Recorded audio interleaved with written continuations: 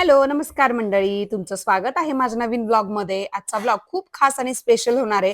So शेवटपर्यंत video नक्की बघा, कारण आज मी चालली आहे मामांच्या घरी सवाष्णीच्या कार्यक्रमासाठी. कुठे काय ते सुद्धा तुम्हाला सांगणार आहे. आज सकाळची सुरुवात मस्त शेवयांचा उपमा केला, त्यानंतर वेट बघितलं, छान अंघोळ वगैरे करून फ्रेश झाले. मुलींसाठी डबा बनवायचा होता. मग गवारीची छान सुक्की भाजी केली, चपात्या आणि त्यांना खाऊच्या डब्याला असं हे मी दुकानात आणलं होतं तेच दिलंय. कारण लाडू वगैरे संपलेले आहेत. त्यानंतर मुली शाळेत गेल्या. मग मी छान अशी रेडी झाले आणि निघाले मामांच्या घरी. मी इथे येऊन पोहोचले तर काहीच तयारी नव्हती. तेव्हाचं शूट मला घेता नाही आलं. मग सगळं ही जी त्यांनी फुलं वगैरे सगळी करून ठेवली होती आधी कट करून, मग आम्ही सगळ्यांनी मिळून हे छान असं सजवलं. जी झेंडूची फुलं किंवा वेगळी फुलं होती ना, गुलछडीची आणि ही पांढरी शेवंतीची वगैरे गुलाबाची, तर ही आधीच रात्री त्यांनी सगळ्यांनी कट करून ठेवली होती. त्यामुळे हे खूप सोपं झालं. त्यानंतर फक्त आम्ही सगळं ते सजवलं, देव वगैरे मांडले, मस्त अगरबत्ती, धूप असं मांडलं. प्रत्येकाच्या डोक्यानी असं वेगवेगळं तयार करत गेलो.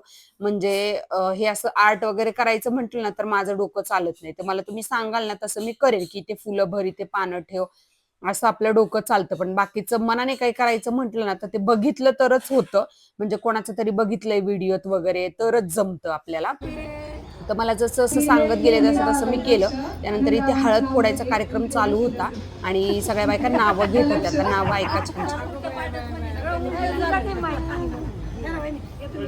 चांदीच्या ताटात हळदी कुंकाच्या राशी एकनाथरावांचं नाव घेते. ब्रिजेशच्या गाण्या बांगड्याच्या दिवशी. साता समुद्रापलीकडे नागराजाची वस्ती. शिवाजीरावांना आयुष्यराव माझ्यापेक्षा जास्त. हिमालय पर्वतावर बर्फाच्या राशी अमित्रावांचं नाव घेते. ब्रिजेशच्या गाणं गाण्याच्या दिवशी. गेले वनवासाला सीता बसली अंगावर. किसनरावचं नाव घेते तेच माझं कुंकू. भाऊसाहेबांचं नाव घेते.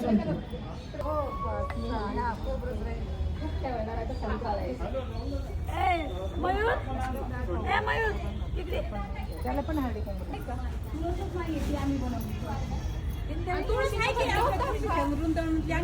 झालं की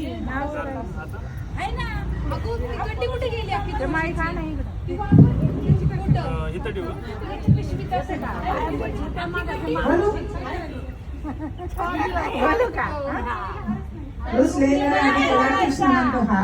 रमणरावांचं नाव घेते तुमच्यासाठी खास.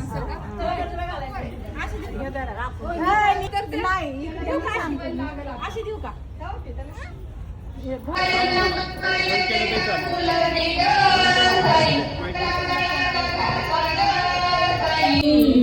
देशाला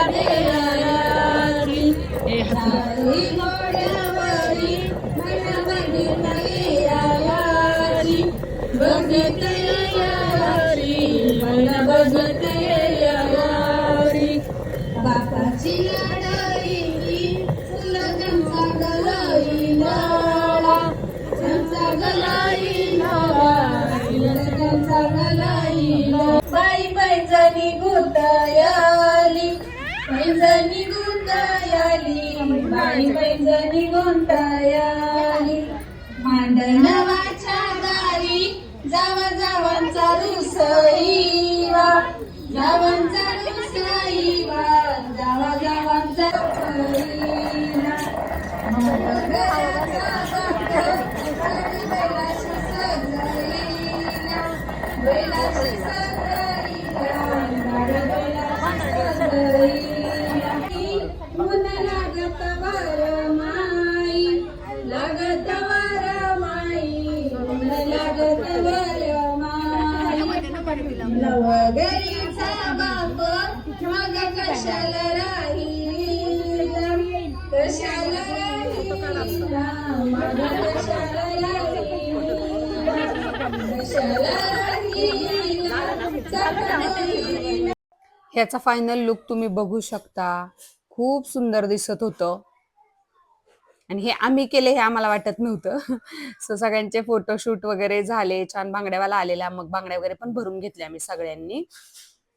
मी तर हातातच घेतल्या बांगड्या, कारण ऑलरेडी स्नेहलच्या लग्नाच्या पण होत्या आणि आपण काय रोज रोज बांगड्या घालत नाही. त्यामुळे मग मी काड घालायच्या बांगड्या भरल्या आणि मग त्या घेऊन आले येताना मी घरी. आणि आज सवाष्णीचा कार्यक्रम होता. तर आता हे सगळं आवरून मग सवाष्णी जेवायला बसणार होते. तर जेवण सगळं बाहेरनच मागवलं होतं, पोळ्यांचा स्वयंपाक, आणि दारातच मांडव घातलाय. तर किती सुंदर आणि छान वाटतंय बघा, असं दारात मांडव घातलेली लग्न खूप भारी वाटतात. आणि लग्न बाहेर होणार आहे, पण बाकीचे कार्यक्रम सगळे इथेच होणार आहेत ह्याच मांडवामध्ये. सवाष्णी जेवायच्या आधी देव आणायचा कार्यक्रम होता. सो मी, मामा आणि स्नेहल, मामी असं आम्ही सगळे मिळून निघालो देव आणण्यासाठी. इथे जवळच श्रीलक्ष्मी ज्वेलर्स आहे, तर तिथेच दिले होते पॉलिशसाठी देव. आणि मग देवांची तिथं घेतल्यावरती पूजा केली, काही दक्षिणा स्थिती दिली, आणि छान हळदी कुंकू वगैरे वाहून मामींनी पूजा केली. फोटो सेशन व्हिडिओग्राफर करतच होता, सो मी पण इकडे चालू ठेवलं. आणि मग त्यानंतर आम्ही निघालो देव घेऊन लग्न घरी. घरात असे कार्यक्रम असले ना की खूप भारी वाटतं ना. सगळे असं वेळ नाही मिळत आपल्याला एकमेकांना भेटायला, पण असं कार्यक्रम असले की सगळे एकमेकांना भेटतात आणि ख्याली खुशाली कळते, काय काय नवीन सुरू आहे कुणाच्या आयुष्यात काय ते कळतं. आणि आम्ही मस्त एन्जॉय करत होतो. मला तर खूप भारी वाटतं असं काही कार्यक्रम असेल तर, दोन्ही सासरी असू देत किंवा माहेरी असू दे. मी मस्त एन्जॉय करते आणि कामही तेवढंच करू लागते. काही देव आहेत आमचे. त्यानंतर मग पूजा करून घरात घेतलं गेलं देवांना, वरती स्थापन करतात ते झालं. गुरुजी आले होते. पूर्ण पूजा वगैरे जी काय असते, आरती वगैरे ते सगळं करून झाली. आणि तोपर्यंत बाहेर आमचं हे सगळं हळद दळणे आणि बांगड्या भरणे हा सगळा कार्यक्रम सुरू होता. आणि मग त्यानंतर आम्ही आता जेवायला बसणार होतो. शवासनींना पूर्ण जेवायला वगैरे बसवलं. 2-3 पंक्ती बसवल्या होत्या. मग पहिल्या पंक्तीलाच सगळ्या बायकांना बसवलं. हे असं सगळं मंडपमध्येच बसवलेलं. छान अशी ताटं सजवली होती आणि मग आम्ही सगळ्यांनी जेवायला वाढलं पटापटा. आणि मग त्यानंतर आमची पंगत बसली. खरं तर तुम्हाला सगळ्यांना माहिती आहे माझी वेट लॉसची जर्नी चालू आहे, त्यामुळे मला सगळे चिडवत होते की आता तू पोळी खाणार आहे. पण खरं सांगू का, इकडे पोळी खायला यायची होती आणि माहेरी असले नखरे चालत नाही की माझं डाएट चालू आहे, मला नकोय जेवायला वगैरे वगैरे. आणि शेवटी सवाष्णींचा कार्यक्रम होता, त्यामुळे नाही पण नाही म्हणू शकत आपण. मग मी सकाळपासून आहे ना काहीच खाल्लं नव्हतं. मुलींना वगैरे डबा दिला होता, मी फक्त शेवयाचा उपमा थोडासा खाल्ला होता सकाळी. त्यानंतर मी जेवण वगैरे काहीच नव्हतं केलं आणि आम्हाला 3 वाजले होते जेवायला. जेवली का आजी तू? जेवली.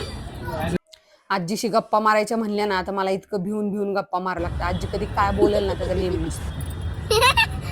ती आधी मला म्हणली आईस्क्रीम खायची का, तर म्हणली नको नको सर्दी झाली. आता कशी खाती? येताना आईस्क्रीम चाललं मी पण खाल्लं आणि मग फायनली घरी आलो.